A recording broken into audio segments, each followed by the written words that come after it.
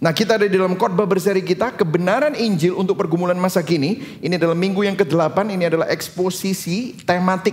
Jadi kita tidak melihat satu buku dan menyelesaikannya bab per bab atau pasal demi pasal. Tetapi hari ini kita akan membahas mengenai rasa bersalah yang menggerogoti jiwa, ya saudara ya.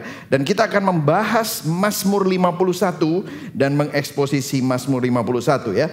Kita akan membaca bersama-sama Mazmur 51 ayat 1 sampai ayat yang ke-21. Kita akan membacanya bergantian dan kita mulai dari judul, bersama-sama kita baca judulnya. Kemudian ayat 1 kita bersama-sama membaca, saya akan membaca ayat yang genap, kita akan membacanya bergantian. Mazmur 51 ayat 1 mulai dengan judul 3, 2, 1. Untuk pemimpin biduan Mazmur dari Daud ketika Nabi Nathan datang kepadanya setelah ia menghampiri Batsheba. Untuk pemimpin biduan Mazmur dari Daud ketika Nabi Nathan datang kepadanya setelah ia menghampiri Batsheba. Kasihanilah aku ya Allah, menurut kasih setiamu, hapuskanlah pelanggaranku menurut rahmatmu yang besar. Bersihkanlah aku seluruhnya dari kesalahanku dan tahirkanlah aku dari dosaku. Ayat 5.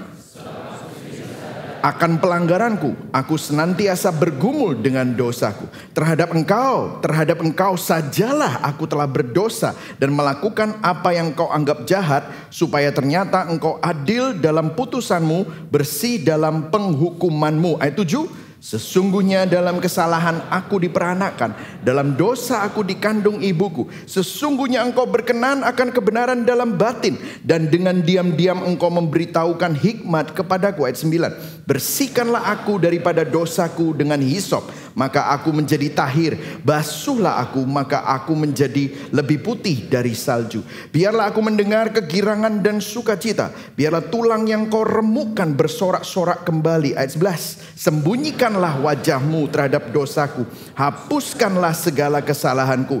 Jadikanlah hatiku tahir ya Allah, perbaharuilah batinku dengan roh yang teguh. Ayat 13. Janganlah membuang aku dari hadapanmu, dan janganlah mengambil rohmu yang kudus daripadaku. Bangkitkanlah kembali kepadaku kegirangan karena selamat yang daripadamu, dan lengkapilah aku dengan roh yang rela. Ayat 15. Maka aku akan mengajarkan jalanmu kepada orang-orang yang melakukan pelanggaran, supaya orang-orang berdosa berbalik kepadamu. Lepaskanlah aku dari hutang darah ya Allah, Allah keselamatanku. Maka lidahku akan bersorak-sorai memberitakan keadilanmu. Ayat 17. Ya Tuhan, bukalah bibirku supaya mulutku memberitakan puji-pujian kepadamu. Sebab engkau tidak berkenan kepada korban sembelihan, sekiranya ku persembahkan korban bakaran, engkau tidak menyukainya. Ayat 19. Korban sembelihan kepada Allah ialah jiwa yang hancur, hati yang patah dan remuk, tidak akan kau pandang hina ya Allah. Lakukanlah kebaikan kepada Sion menurut kerelaan hatimu. Bangunkanlah tembok-tembok Yerusalem,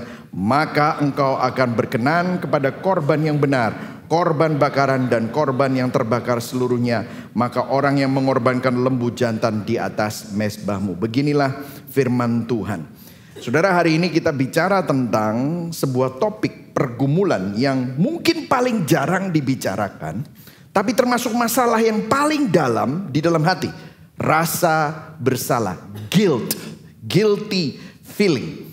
Kadang tidak terlihat tetapi dampaknya nyata. Nah saudara, rasa bersalah bisa akarnya bermacam-macam. Bisa karena keputusan buruk, karena dosa tersembunyi, bisa karena hal-hal yang tidak bisa diperbaiki. Saya kasih contoh. Mungkin gara-gara saudara, keluarga saudara jadi susah. Gara-gara kita, orang lain dirugikan. Gara-gara kita, bahkan ada orang yang meninggal, sakit, kecelakaan.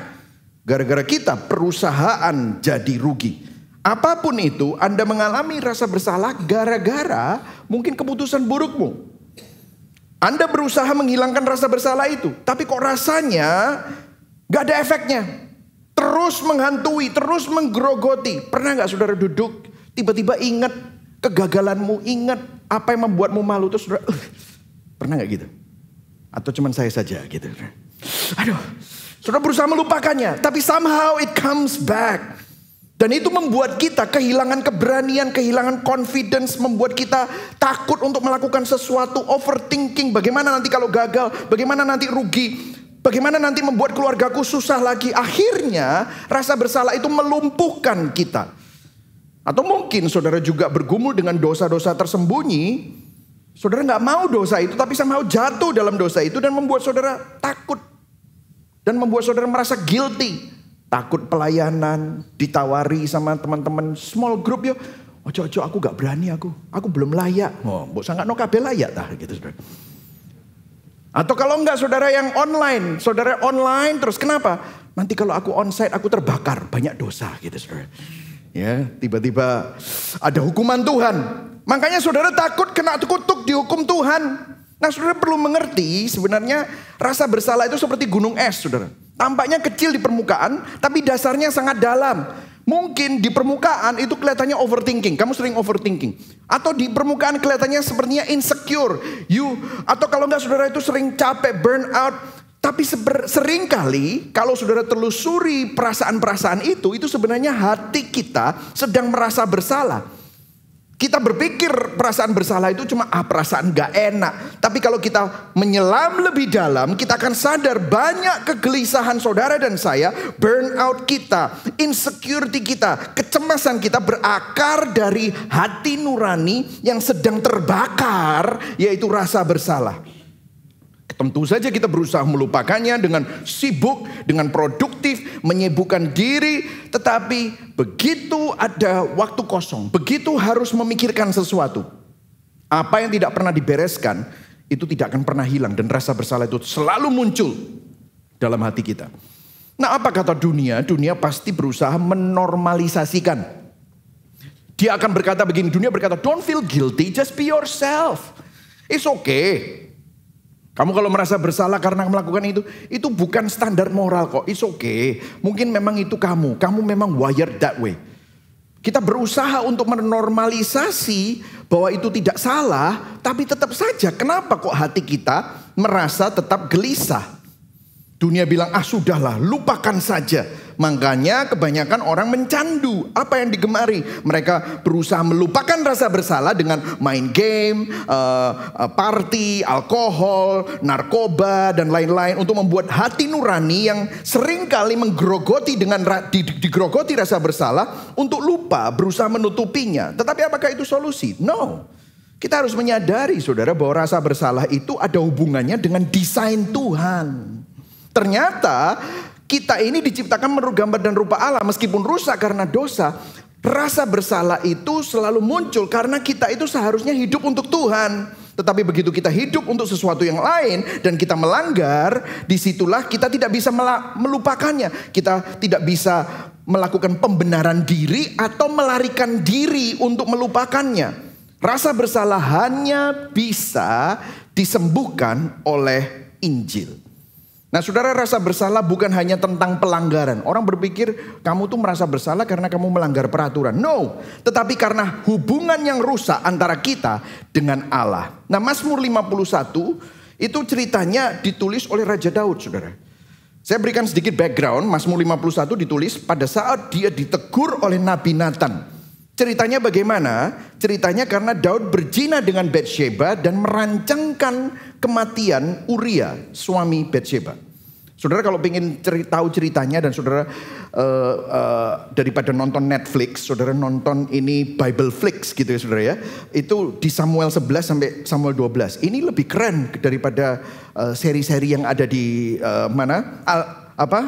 di TV karena luar biasa. Jadi ceritanya begini saudara. Saya sedikit kasih overview.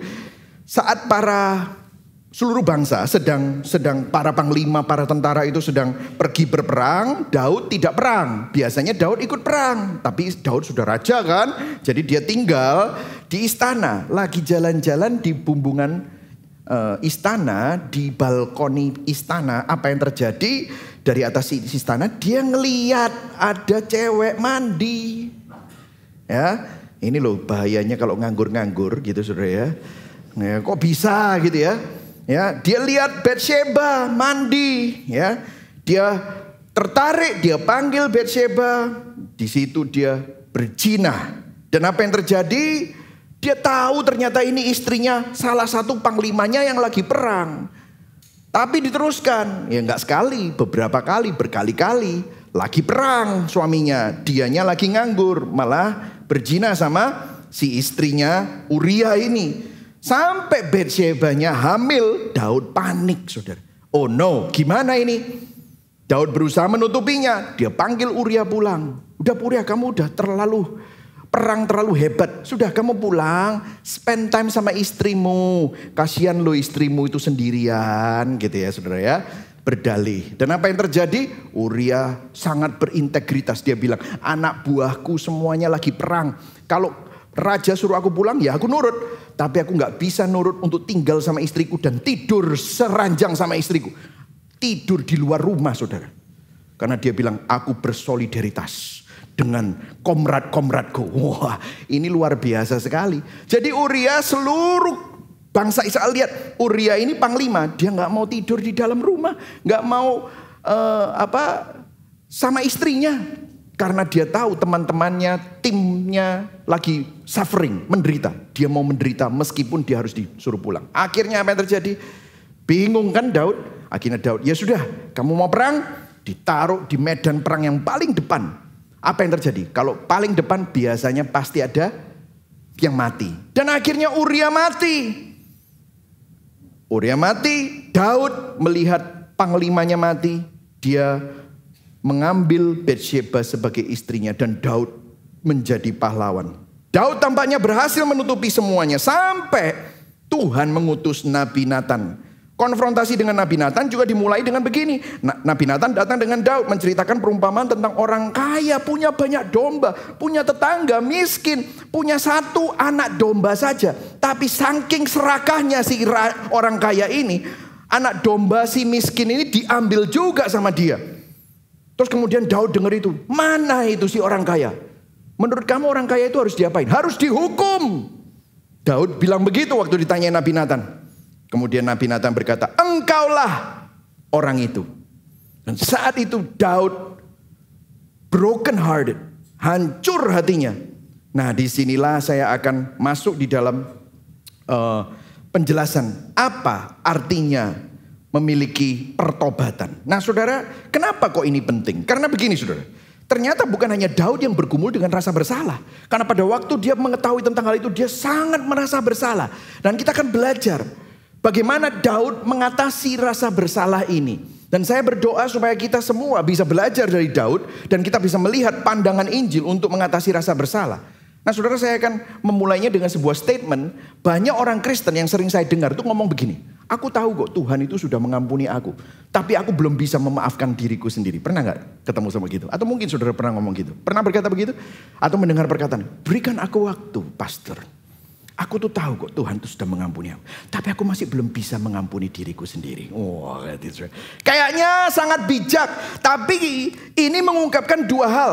Artinya gini, kita tahu Tuhan penuh kasih. Tetapi kita masih berpusat pada diri kita sendiri. Merasa seolah-olah pengampunan kita terhadap diri kita sendiri lebih penting daripada pengampunan Tuhan.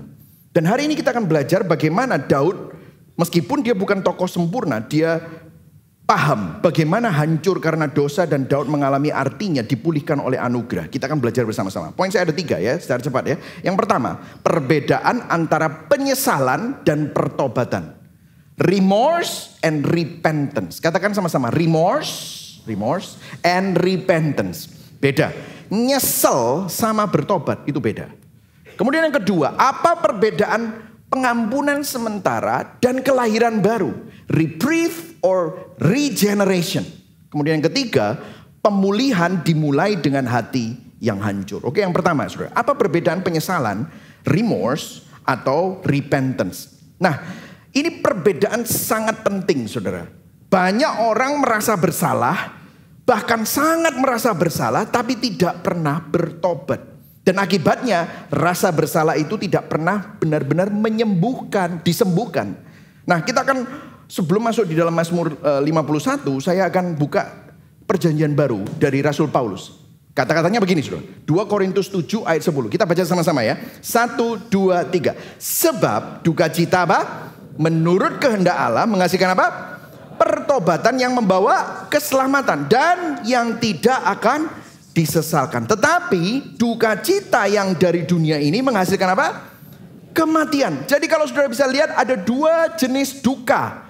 Dua arah yang berbeda, sama-sama duka cita. Tapi yang satu duka cita menurut kehendak Allah, tetapi yang satu lagi duka cita dari dunia. Yang satu menghasilkan keselamatan, tetapi yang satu menghasilkan kematian. Oh, ternyata ada dua macam, saudara. Jadi kalau saya bisa gambarkan begini, saudara. Duka cita yang membawa kematian itu hanyalah penyesalan. Pusatnya adalah dampak dari dosa. Fokusnya adalah konsekuensi. Saudara ketangkep, saudara ketahuan, saudara terekspos. Sehingga remorse akan berkata, penyesalan akan berkata, aku bodoh. Aduh, aku malu. Reputasiku hancur, karirku hancur. Keluargaku jadi melihat aku ini ternyata munafik. Tapi berhenti di situ, saudara. Kelihatannya bertobat, tetapi ini hanya menyesal, saudara.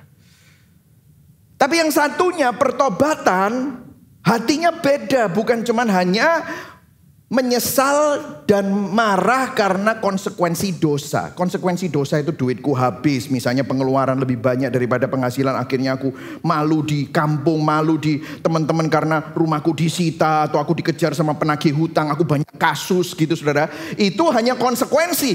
Tetapi kalau pertobatan, oh no, oh man, aku melukai hati Tuhan. Sehingga yang menjadi objek bukan dirinya sendiri atau dampak dari dosa, tetapi berpusat pada Tuhan yang dilanggar. Fokusnya satunya konsekuensi kalau menyesal, tapi kalau pertobatan fokusnya relasi. Repentance akan berkata, aku telah menolak kasih Tuhan, aku sudah melanggar otoritas Tuhan, aku sudah melukai hati Tuhan, aku mendukakan Tuhan. Mungkin saudara kalau saya kasih ilustrasi, bayangkan dua anak kecil yang tertangkap mencuri. Yang satu menangis karena takut dimarahi. Yang satu menangis karena dia tahu dia melukai dan mengecewakan hati orang tuanya. Kedua-duanya kelihatannya bersedih. Tapi yang satu fokus pada konsekuensi. Tetapi yang satunya sama-sama nangis sih. Yang satunya sadar bahwa dia telah menyakiti relasinya dengan papanya dan mamanya. Demikian pula kita di hadapan Tuhan. Penyesalan fokus pada diri sendiri, tetapi pertobatan berbalik kepada Allah. Penyesalan kadang-kadang suka menyalahkan orang lain. Iya sih, aku kayak gini ya gara-gara istriku. Aku kayak gini ya gara-gara suamiku. Aku kayak gini ya gimana?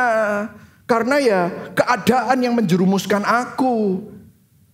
Saudara, saya cerita sedikit ya. Saya pernah tuh ada di dalam perkumpulan, semuanya gembala sidang, semuanya pendeta. Terus kita nyanyi, terus kita rapat. Saya itu saya baru pulang Indonesia. Terus papa saya kan almarhum.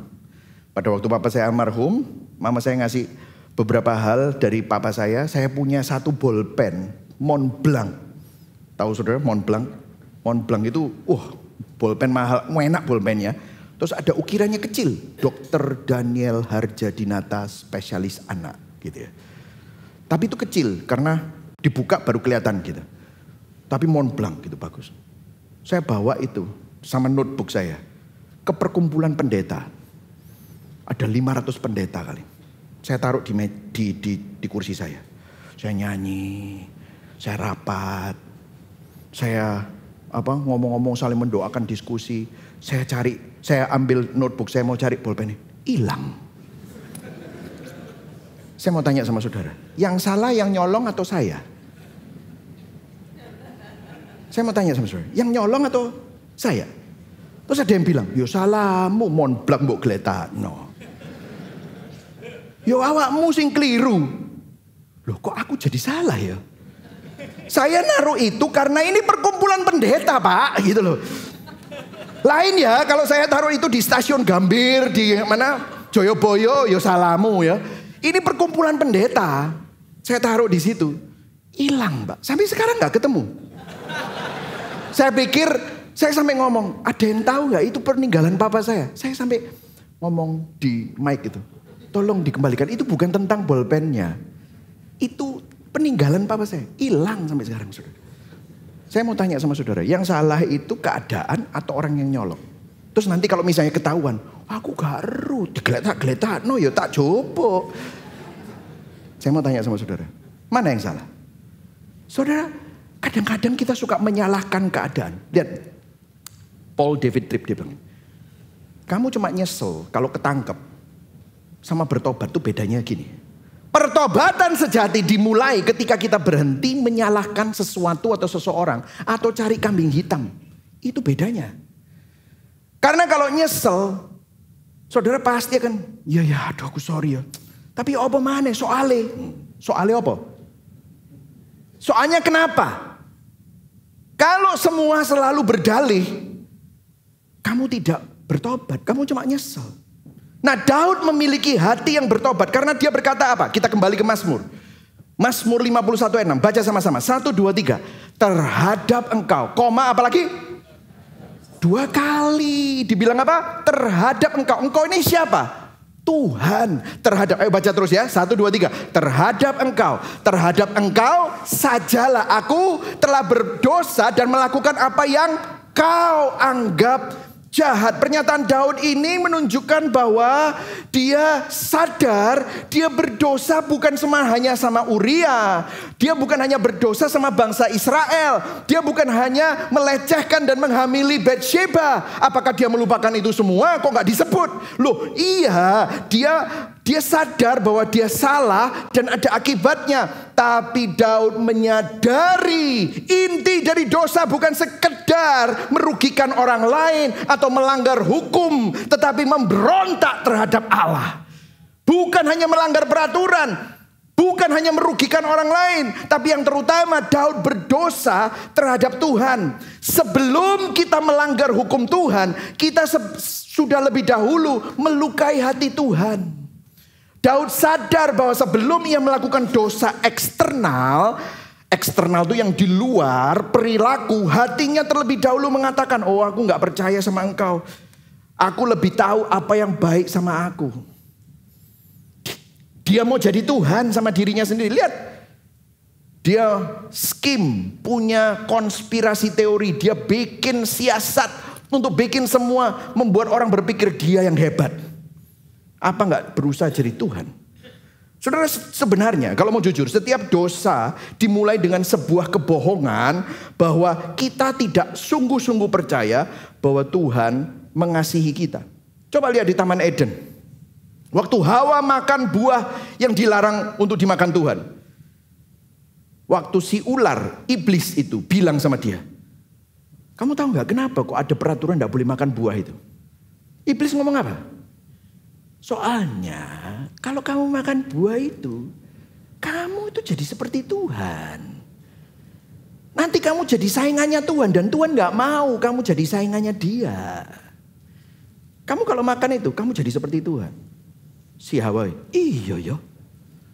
Mungkin jangan-jangan Tuhan itu menahan sesuatu yang seharusnya aku bisa punya.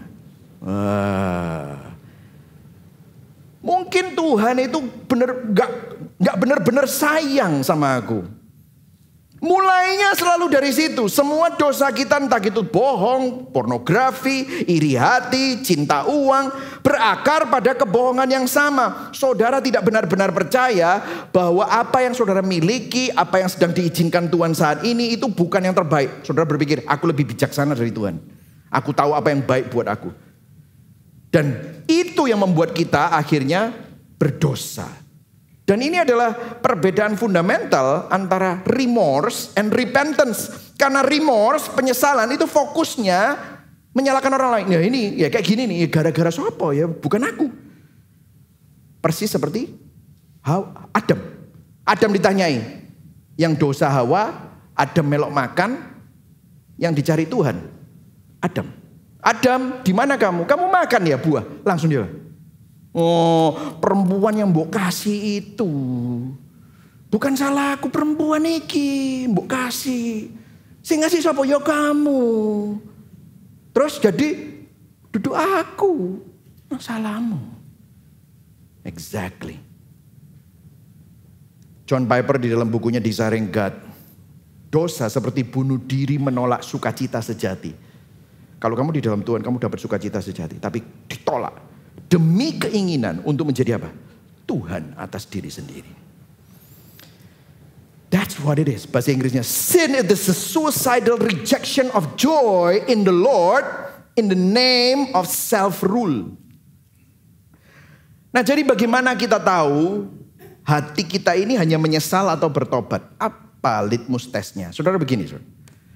Penyesalan itu mengutuki diri sendiri.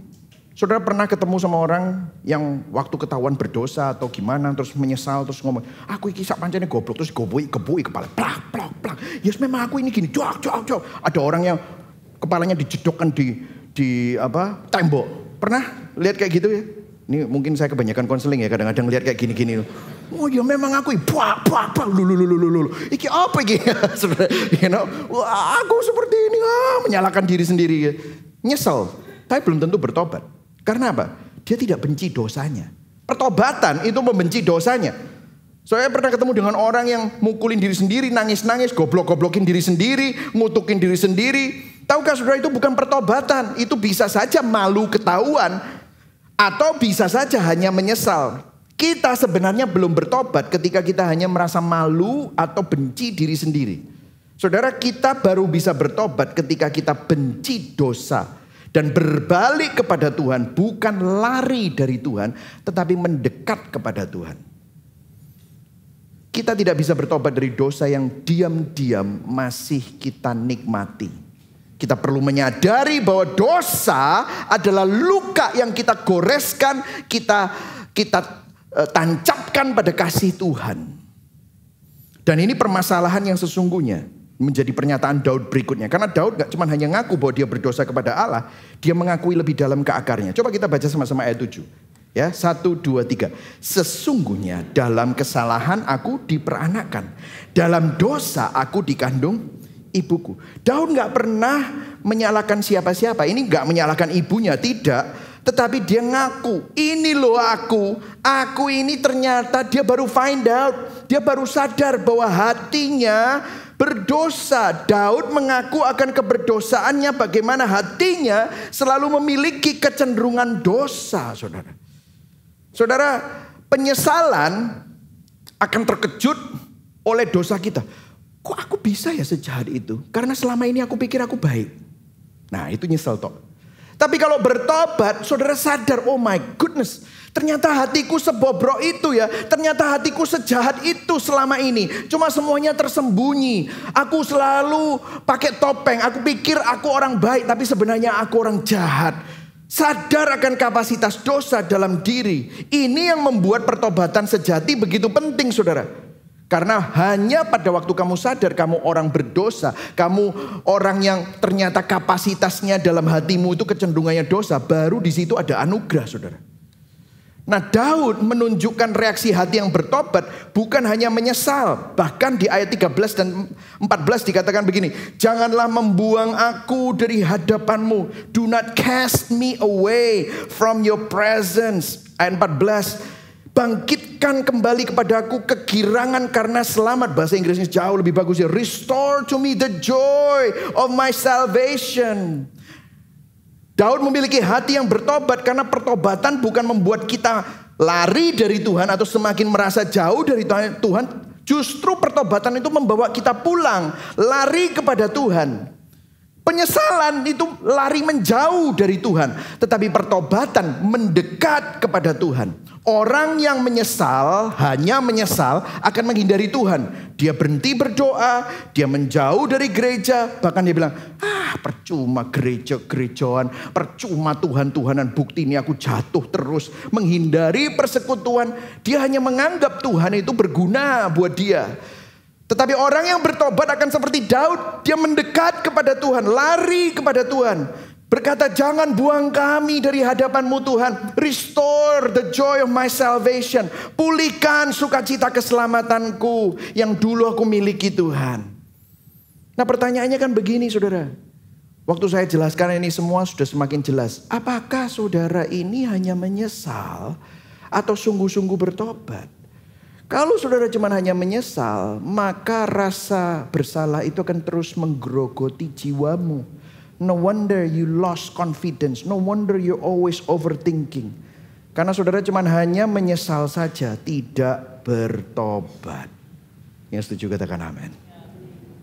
Periksa hati kita, apakah saudara bertobat? Nah yang menarik saudara, Daud gak cuma hanya bilang tentang pertobatan. Dia berkata begini, dia minta pengampunan.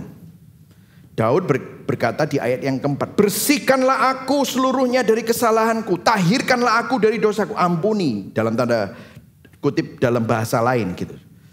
Tetapi ada sesuatu yang berbeda. Dia gak cuma hanya minta ampun secara agama saudara. Dia melakukan sesuatu yang lain, ayat 12. Baca sama-sama yang kedua itu. 1, 2, 3. Jadikanlah hatiku tahir ya Allah. Dan apa? Perbaharuilah batinku dengan roh yang teguh. Di sini ada perbedaan pertobatan. Oke. Sekarang saudara udah mengerti. Oke, pastor saya ngerti. Gak boleh nyesel saja. Karena kalau nyesel fokusnya sama sini. Sama diriku. Gak boleh menyalahkan orang lain. Tapi aku bertobat. Bertobat fokusnya. Oh ternyata aku melanggar Tuhan. Nah dalam pertobatan kita pun gak cuma hanya minta ampun. Saudara mau lepas dari rasa bersalah? Gak cuma hanya minta ampun. Karena di sini kita melihat ada perbedaan antara pertobatan pendekatan agama dan pertobatan dalam pendekatan Injil, yaitu Kristen. Karena begini, dia gak bilang seperti ini. Kalau agama bilang gini, Tuhan beri aku kesempatan untuk membuktikan diri. Tuhan ampuni aku janji. Berikan aku kesempatan sekali lagi. Nah itu agama. Ini perbedaan paling radikal antara agama dan Injil. Injil berkata, aku gak mampu Tuhan. Kamu gak mampu, kamu butuh hati yang baru dari Tuhan. Nah disinilah kita masuk dalam poin yang kedua. Mengapa pengampunan saja tidak cukup? Kita butuh pembaruan dari dalam keluar. Apa perbedaan pengampunan sementara, reprieve, and kelahiran baru? Nah saudara, saya akan memulainya dengan begini saudara. Karena begini saudara, banyak dari kita seperti ini. Banyak dari kita saat jatuh dalam dosa, kita berdoa seperti ini. Tuhan ampuni aku. Terus habis itu kita ngomong apa? Aku janji gak akan mengulanginya. Aku berkomitmen Tuhan untuk tidak mengulanginya. Ayo siapa yang doanya kayak gitu? Gak usah ngangkat tangan ya, gak usah angkat tangan. Apa cuman saya saja? Gitu. Karena saya doanya kayak gitu sebelum ngerti. Kita pikir yang kita butuhkan adalah kesempatan kedua. Tentu saja Tuhan akan berikan kesempatan demi kesempatan. Namanya saja Tuhan yang penuh kasih karunia. Betul saudara ya? Saudara pasti akan dapat kesempatan kedua. Tapi lihat, saat Daud jatuh dalam dosa, selain dia minta ampun, dia berkata sesuatu yang lebih dalam. Jadikan hatiku tahir, perbaharui, renew a steadfast love within me. Perbaharuilah batinku. Ayat 12. Kemudian ayat 13-nya, jangan ambil rohmu daripadaku. Saudara, masalahnya bukan pada dosanya saja. Daud sadar bahwa masalahnya bukan hanya pada perbuatannya, tetapi pada hatinya yang berkecenderungan dosa. Hati saudara, hati saya, hati kita condong kepada dosa. Dan hanya itu, kalau kita cuma minta ampun, kita tidak hanya kita cuma minta sesuatu supaya aku feel good plong saat ini. Tapi bukan itu. Kita tidak hanya butuh kesempatan kedua, kita butuh hati yang diperbaharui. Coba saudara baca ayat yang ke-12. Baca sama-sama ya. Yang Inggris gak usah dibaca, nanti saya jelaskan. 1, 2, 3. Jadikanlah hatiku tahir ya Allah. Apa saudara? Perbaharuilah batinku dengan roh yang teguh. Bahasa Inggrisnya create in me a clean heart. Jadikan itu create. Kata create atau ciptakan di sini adalah bahasa Ibrani adalah bara. Kata yang sama yang dipakai di Kejadian 1 untuk menciptakan dunia, saudara. Artinya Daud gak minta Tuhan menciptakan, gak minta memodifikasi hatinya untuk jadi lebih baik. Bukan. Tetapi Daud minta Tuhan menciptakan baru dari nol. Bukan perbaikan dari yang lama. Ada beberapa komentari yang mengatakan bahwa David is not asking for spiritual tune-up, but spiritual renewal, spiritual resurrection. Daud bukan hanya menyadari bahwa hatinya itu seperti mobil yang butuh diservis. Enggak. Tapi mesinnya rusak. Perlu di overhaul. Ganti dengan mesin baru. Daud gak minta kasih aku kesempatan baru. Dia berkata berikan aku Hati yang baru. Ciptakan di dalamku hati yang baru. Saudara, kenapa ini signifikan? Karena terlalu sering kita hanya ingin rasa bersalah kita hilang. Tanpa benar-benar menginginkan perubahan hati. Daud ngerti. Penghapusan dosa tanpa perubahan hati. Maka dirinya akan kembali ke dosa yang sama. Bahkan dosa yang lebih berat. Daud minta, perbaharui hatiku dengan Roh Kudus-Mu. Supaya hatinya bukan cuma dibersihkan, tetapi diperbaharui. Disinilah perbedaan antara agama dan Injil. Saudara, agama akan berkata begini, bersihkan catatan dosaku. Orang beragama sering takut oleh akibat dosa. Aku nek gak minta ampun, mateng pun yo. Berkatku gak lancar, engkau perusahaanku nyandet. Utangku gak kebayar, cicilanku gak kebayar. Minta ampun. Apa yang terjadi? Dia gak bertobat. Kelihatannya bertobat, tapi cuma hanya bersihkan catatan dosaku. Hanya ingin bersih di hadapan Tuhan, hanya ingin bersih di hadapan orang lain. Bersih secara psikologis supaya gak merasa bersalah. Tapi buktinya apa? Rasa bersalah terus muncul. Tapi kalau Injil, masalah kita bukan hanya tentang catatan buruk dosa. Namun hati kita yang mencintai dosa. Itulah sebabnya Injil berkata hatimu yang berdosa perlu terus diperbarui. Yang setuju katakan amin. Sudah perlu minta sama Tuhan untuk hatimu diperbarui. Itulah sebabnya kita butuh kelahiran baru. Bukan hanya sekedar pengampunan dosa. Nah, Yesus pernah bicara sama orang Farisi yang bernama Nikodemus. Nikodemus berkata sama Yesus, gimana caranya masuk ke dalam kerajaan surga? Kemudian Yesus berkata di Yohanes 3 ayat 3. Baca sama-sama. 1, 2, 3. Jika seseorang, semuanya baca, tidak dilahirkan kembali, ia apa? Tidak dapat masuk ke dalam kerajaan Allah. Saudara, let me tell you this. Kita tidak butuh versi lebih baik dari diri kita. We don't need a version that is better than us now. Kita nggak butuh a better you. No. 2 Korintus 5 ayat 17 berkata, barang siapa yang ada di dalam Kristus, dia akan menjadi better you. No. Tetapi dia akan menjadi ciptaan yang baru. Yang lama sudah berlalu, yang baru sudah datang. Yang kita butuhkan adalah hati yang baru. Kita menjadi manusia baru. It's not a better you, but it is a new you. Kamu yang baru diperbaharui. Seringkali yang menjadi fokus kita berusaha menjadi versi yang lebih baik dari dirimu sendiri dengan cara-cara, tips, langkah-langkah. 3 langkah untuk menjadi suami yang lebih baik. 4 langkah untuk menjadi seorang yang diberkati Tuhan. Aturan-aturan moral, legalisme, modifikasi perilaku. Akhirnya gagal. Karena sasarannya bukan hati, hanya perilaku. Saudara, kita perlu bertobat loh dari ini. Kita perlu sadar. Dan ayat 13b dikatakan, janganlah mengambil rohmu yang kudus daripadaku. Kenapa? Kenapa Daud bilang gitu? Karena hanya Roh Kudus yang bisa menjaga hati untuk tetap teguh. Tanpa Roh Kudus, Daud akan selalu kembali kepada kecenderungan dosanya dan akan selalu jatuh. Saudara, pertobatan sejati tidak berhenti dari rasa plong karena diampuni. Tetapi minta sama Tuhan dengan kerinduan untuk diperbaharui hatinya. Sehingga saudara dibentuk dan dituntun oleh Roh Kudus. Daud sadar yang rusak bukan hanya masa lalunya atau keluarganya, tapi juga hatinya. Dia butuh hati yang baru. Saudara, disinilah saya mau ulang lagi di ayat yang ke-7.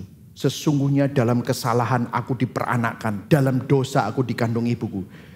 Kitab Mazmur 51 mengafirmasi doktrin total depravity, kerusakan total manusia. Daud pendosa, saudara dan saya pendosa, bukan karena kita berbuat dosa. Namun Daud menyadari dirinya adalah pendosa dari lahir. Saudara perlu sadar, kita ini pendosa dari lahir, itulah sebabnya kita terus berbuat dosa. Saudara, saya rasa saya sudah mengulang ini berkali-kali, tapi kadang-kadang kita itu masih berpikir gini, aku ini loh lumayan baik loh. Aku gila lah lumayan sih. Terus ngomongnya bujuk, lumayan tuh aku ya, lumayan tuh. Saudara gini ya, anak-anak kita itu enggak usah diajarin untuk berbuat jahat. Anak saya dibilang, jangan, tambah dipegang. Cek, ngeliatin aku. Jangan, diambil Melayu. Gitu. Sopo sih ngajari saudara. Saya pernah itu di playground gitu, papanya lembut gitu ya. Terus anaknya mainannya digeletakno, terus dia main, terus ya namanya anak kecil, ada anak lain megang, dia datang dikoplak. Plak gitu terus diambil. Terus papanya, iya saya nggak tahu kenapa ya. Ngomongnya lembut gitu. Anak saya kok bisa kayak gitu ya.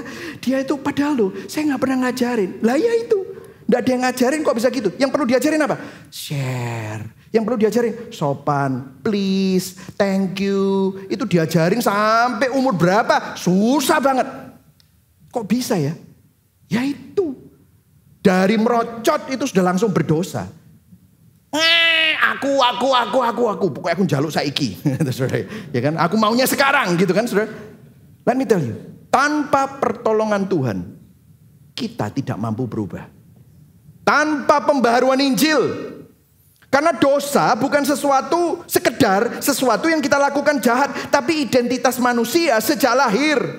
Kita tidak menjadi pendosa karena berbuat dosa. Justru kita pendosa, makanya terus berbuat dosa. Martin Luther berkata begini, free will without God's grace is not free at all, but is the permanent prisoners and bond slave of evil, since it cannot turn itself to good. Kehendak bebas tanpa anugerah Allah bukanlah kehendak bebas, melainkan tawanan dan budak dari kejahatan dosa, karena ia tidak bisa membalikkan dirinya sendiri kepada yang baik. Saudara, kalau saudara lihat ada sebuah pohon, akarnya ada racunnya, itu bukan cuma buahnya aja yang busuk. Seluruh pohon gak akan sehat sampai akarnya dibersihkan atau diganti, saudara. Dan Daud meminta, berikan aku hati yang baru. Dan Yesus mengkonfirmasikan permintaan Daud ini di Yohanes 3 ayat 5-7. Jawab Yesus, aku berkata kepadamu sesungguhnya, baca sama-sama yang biru, 1, 2, 3. Jika seorang tidak dilahirkan dari air dan roh, ia tidak dapat masuk ke dalam kerajaan Allah.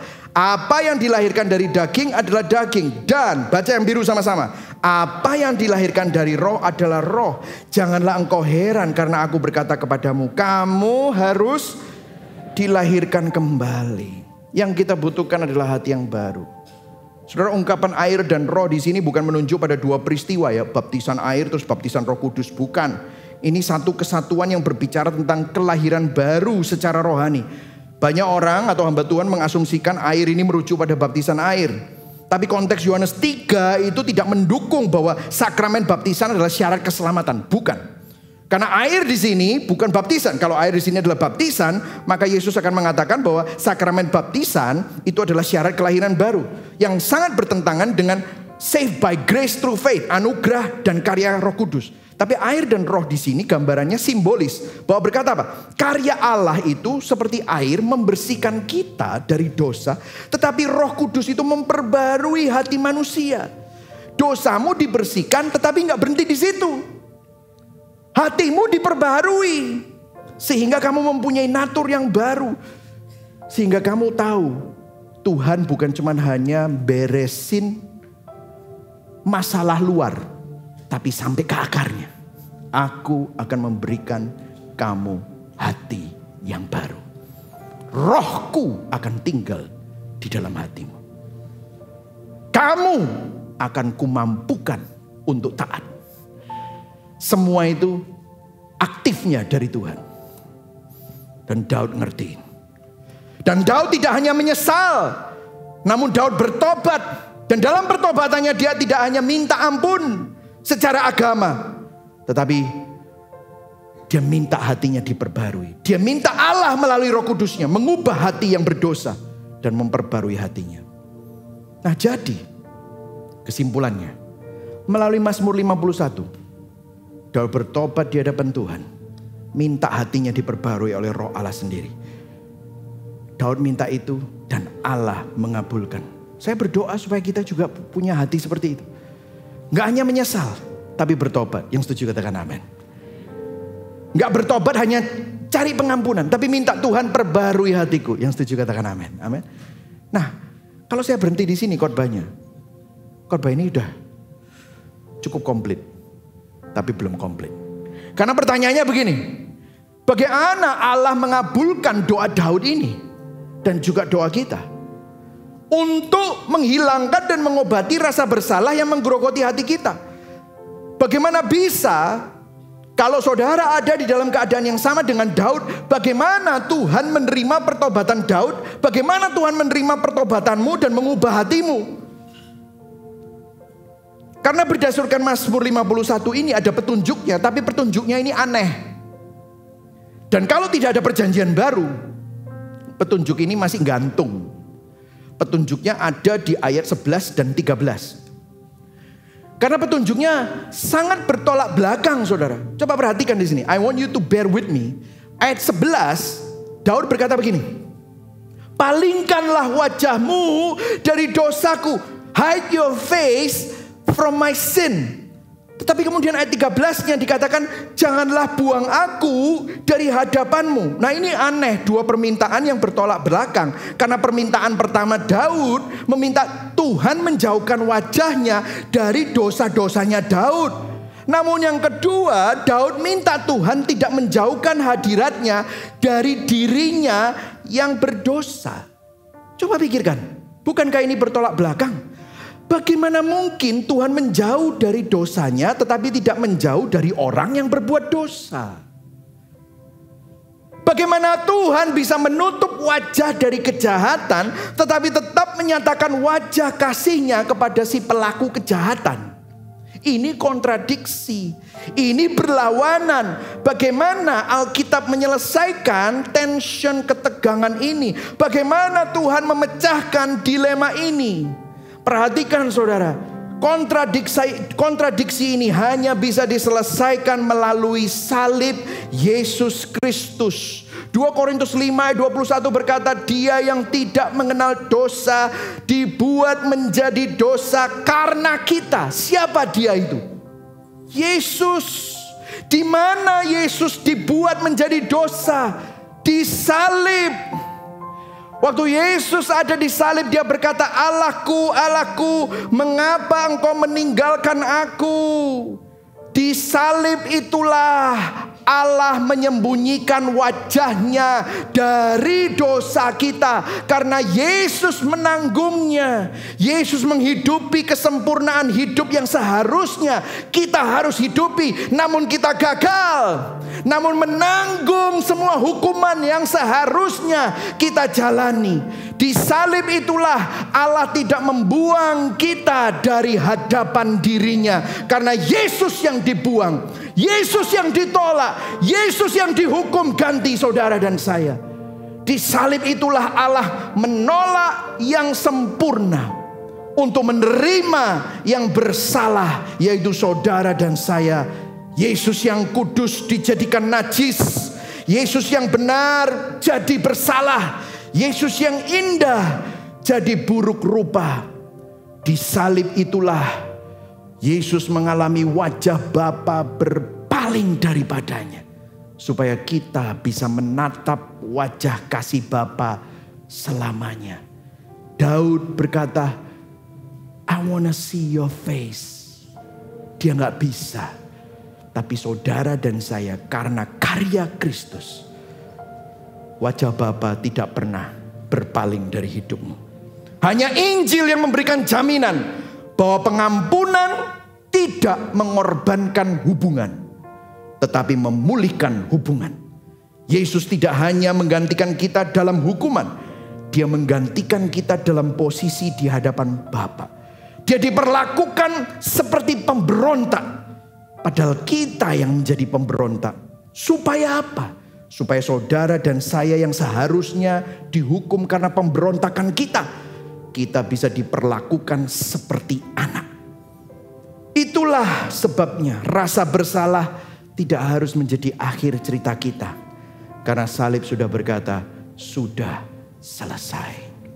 Salib Yesus adalah jawaban atas Mazmur 51. Itulah cara Tuhan membasuh kita lebih putih dari salju. Dikatakan di sini Mazmur 51 ayat 9b. Baca sama-sama yang biru. 1, 2, 3. Basuhlah aku, maka aku menjadi lebih putih dari salju. Di dalam dunia ini, baju putihmu seputih apapun tidak bisa lebih putih dari salju. Siapa yang bisa lebih putih dari salju? Orang yang percaya di dalam Kristus Yesus. Saudara, meskipun dosamu merah seperti kermisi, tetapi Yesus, karena Yesus, Allah Bapa melihat kita lebih putih dari salju. Ini bukan hanya sekedar metafora. Ini nubuatan Injil tentang karya salib Kristus. Hanya darah Yesus yang bisa menyucikan sedalam itu. Hanya salib yang bisa menjawab kedalaman rasa bersalah kita, seperti yang dialami Daud dan kita.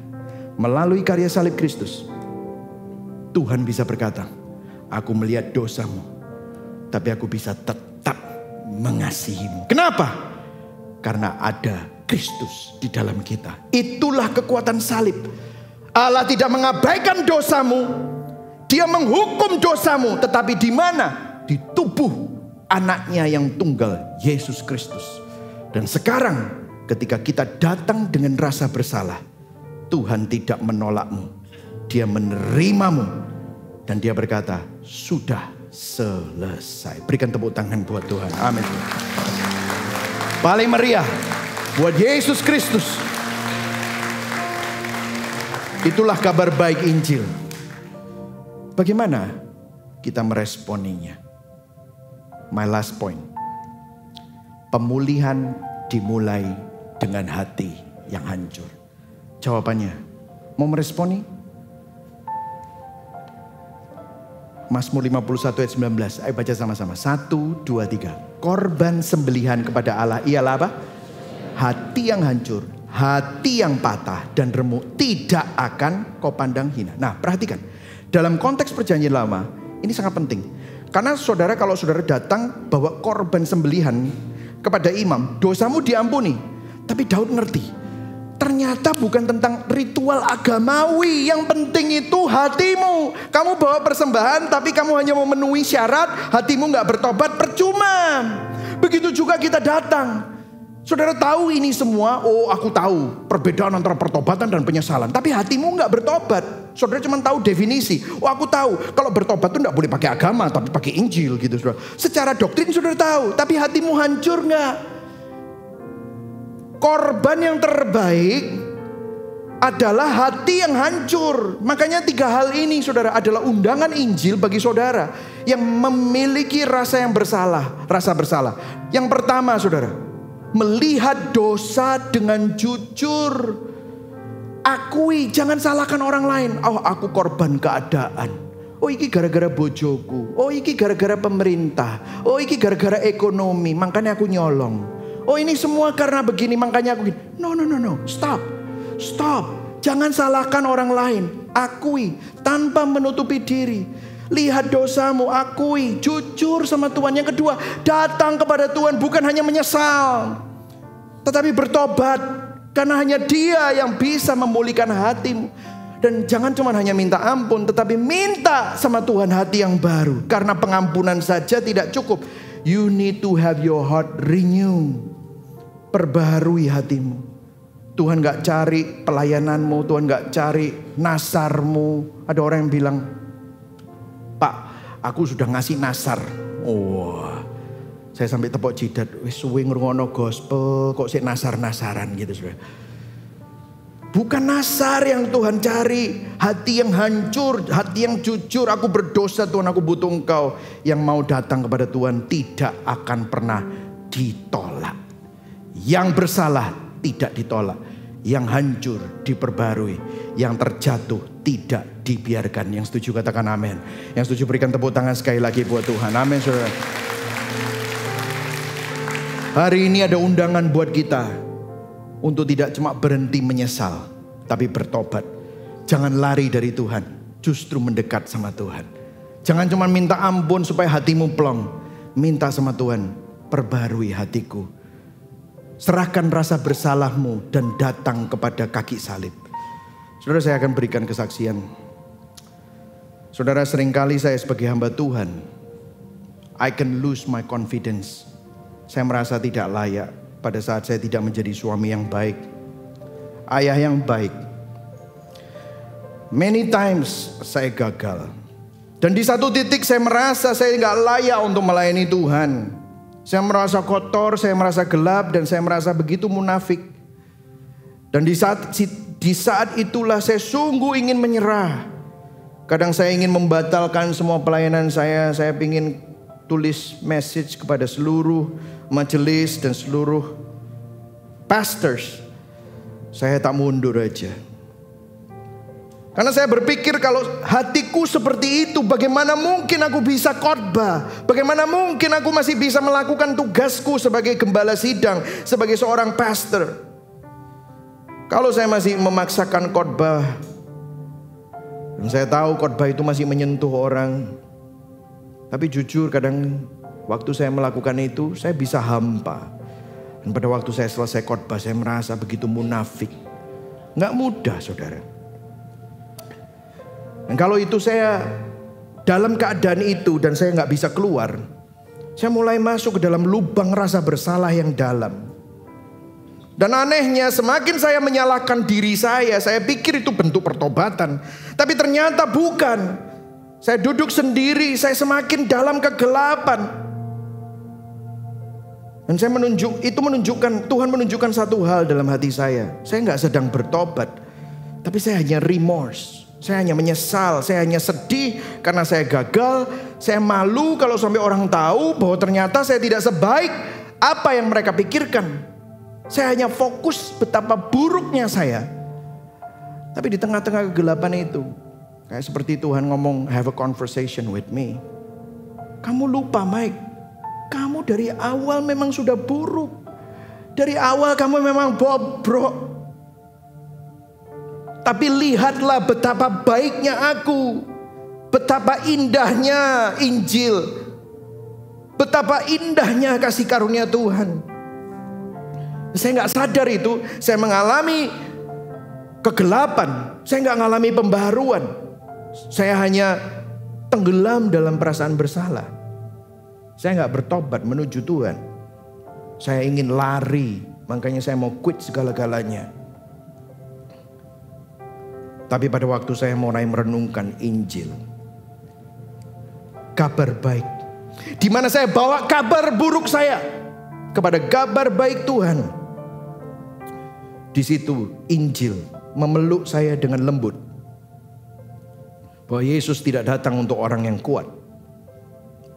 Yesus tidak datang untuk orang yang sempurna atau orang yang layak.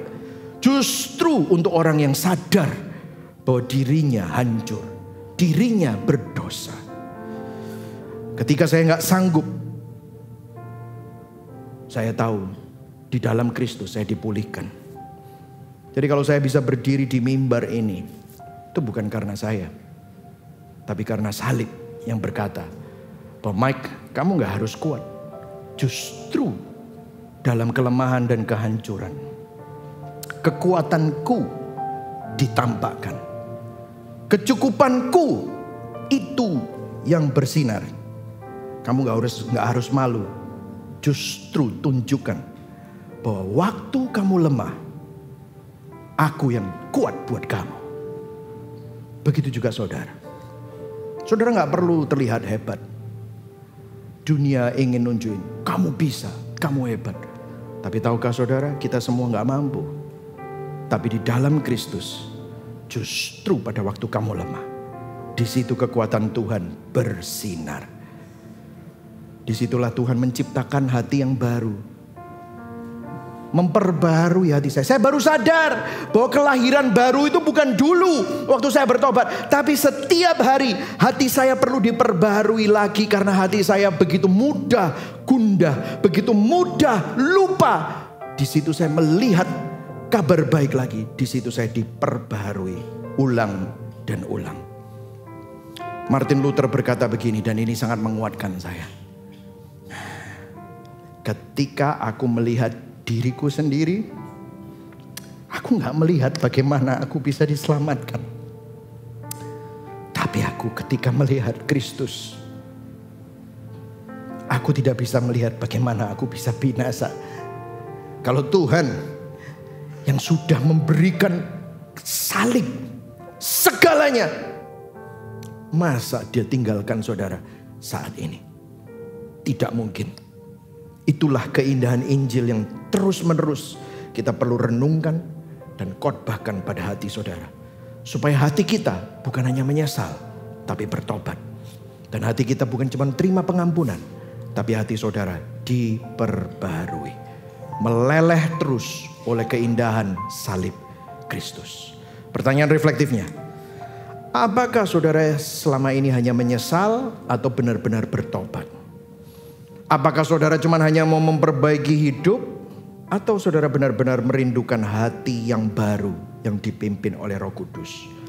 Apakah saudara datang kepada Tuhan dengan hati yang hancur, atau pakai pembelaan diri, prestasi, menutupi? No. Datang dengan hati yang hancur. Hati yang seperti itu Tuhan tidak akan pernah tolak.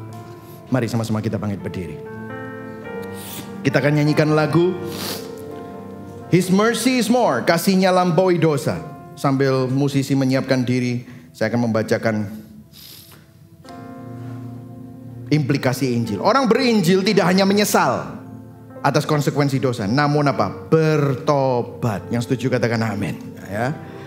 Orang berinjil gak hanya ingin menghilangkan rasa bersalah, tapi apa? Merindukan hati yang baru, hidup yang diperbarui oleh Roh Kudus. Orang berinjil tidak datang dengan prestasi kehebatan, namun datang dengan hati yang hancur. Dan hati yang hancur tidak akan pernah ditolak oleh Allah. Berikan tepuk tangan buat Tuhan. Amin.